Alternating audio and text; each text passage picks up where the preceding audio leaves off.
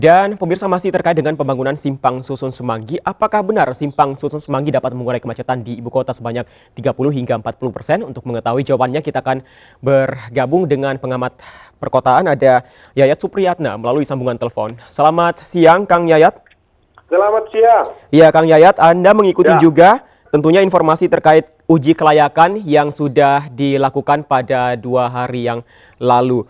Pihak-pihak terkait mengatakan bahwa ini sudah benar akan dan sudah 100% siap digunakan. Kalau pantauan Anda? Iya, sekarang kan sudah dicoba pengujian terkait dengan kapasitas dan kemampuan jembatan Semanggi, Simpang Susun Semanggi untuk mengetahui uji kelayakannya. Di sini kan sebelum bisa dipergunakan, dia harus dites dari konteks keselamatan dan keamanan. Maka mau tidak mau, kita akan menunggu hasil dari pengujian sejauh mana keamanan dan keselamatan dari jembatan Semanggi yang baru ini bisa dipergunakan dan dimanfaatkan oleh masyarakat.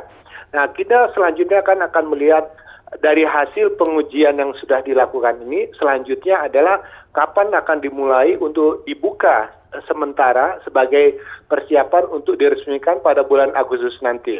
Oke, Kang Yayat, ini pemerintah menyatakan bahwa ini nantinya Simpang Susun Semanggi bisa mengurai kemacetan di titik-titik tertentu, misalnya dari Grogol ke Blok M, kemudian dari Cawang ke Tamrin, dan juga titik-titik lainnya itu akan terurai sekitar 30 hingga 40%. Menurut Anda? Sebetulnya bisa diapresiasi bahwa untuk sementara dalam waktu tertentu untuk sistem arus lalu lintas dari timur maupun dari barat, utara, selatan itu, khususnya yang timur dan barat itu akan bisa diurai pada persimpangan Semanggi. Tetapi kecenderungan yang kita ketahui adalah kalau jumlah kendaraan itu terus bertambah, maka efektivitasnya suatu saat juga akan menurun. Karena ada kecenderungan ketika terjadi kelancaran dalam satu ruas jalan karena ada penambahan jaringan jalan, jembatan, ataupun persimpangan, itu akan mendorong setiap orang untuk tertarik menggunakan kendaraannya. Apalagi ditambah dengan kendaraan baru.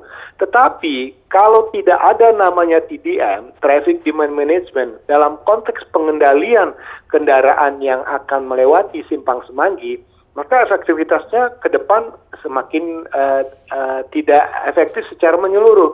Karena ada satu hal, kalau tidak diberlakukan ERP, Electronic Road Pricing, untuk mengendalikan volume kendaraan yang masuk pada kawasan Sudirman maupun Tamrin, maka volume kendaraan akan terus meningkat. Nah, yang kedua, kalau misalnya sampai sekarang efektivitas dari MRT, apakah mampu nanti mengurangi orang untuk tidak menggunakan kendaraan pribadi, itu juga menjadi sebuah tanda tanya ke depan. Kalau disarankan, ada bagusnya agar pemanfaatan Simpang Susun Semanggi yang baru ini mampu mengurai di titik simpul kemacetan 20-30%, itu harus diikuti dengan pengaturan traffic demand management, antara lain dengan cara apakah tetap memberlakukan genap ganjil ataukah akan memberlakukan secara permanen electronic road pricing. Sebetulnya dengan adanya hal tersebut, itu bisa membantu mencegah orang tidak memaksakan atau tidak menggunakan jalur jembatan Semanggi sebagai tujuan utamanya untuk menuju ke arah Blok M maupun ke arah Monas atau ke kawasan di sekitarnya. Jadi catatan yang paling penting dari seluruh persoalan ini adalah jembatan Semanggi atau Simpang Susun Semanggi ini untuk di titik satu simpul memang berhasil mengurangi kepadatannya. Tapi kelancaran yang terjadi pada satu simpul lain tanpa penataan pada simpul-simpul lainnya berupa pembangunan flyover atau penataan dalam bentuk dengan underpass, itu akan tetap terjadi kemacetan karena akan menimbulkan simpang baru di mana di kawasan tersebut masih terdapat beberapa persimpangan yang masih menggunakan traffic light. Oke, ini nanti mungkin kita masih akan lihat dulu, Kang Yayat, apakah nantinya ini akan berhasil atau berapa persen nantinya jika memang ini bisa mengurai kemacetan. Tapi kalau target dari pembangunan ini, pemerintah rela mengeluarkan hingga ratusan miliar rupiah begitu, namun hanya dengan mengurai kemacetan yang cukup sedikit, 30%, begitu. Apakah ini cukup sesuai dengan anggaran yang dikeluarkan kalau menurut Anda? Ini kan sekali lagi anggarannya kan dari pihak bukan pemerintah. Ini kan hasil dari insentif yang diberikan dari bonus KLB ya, jadi dalam bentuk kontribusi dari pengembang. Nah, sebetulnya pola-pola yang seperti ini untuk beberapa titik persimpangan dia bisa mengurai, tetapi tidak menyelesaikan kemacetan di Jakarta secara menyeluruh. Justru penataan penanganan dengan simpang susun, membangun underpass, membangun jalan itu ada kemungkinan tetap mendorong orang semakin senang menggunakan kendaraan pribadi. Seharusnya penataan persimpangan yang seperti ini itu harus diperkuat dengan perbaikan peningkatan layanan public transport.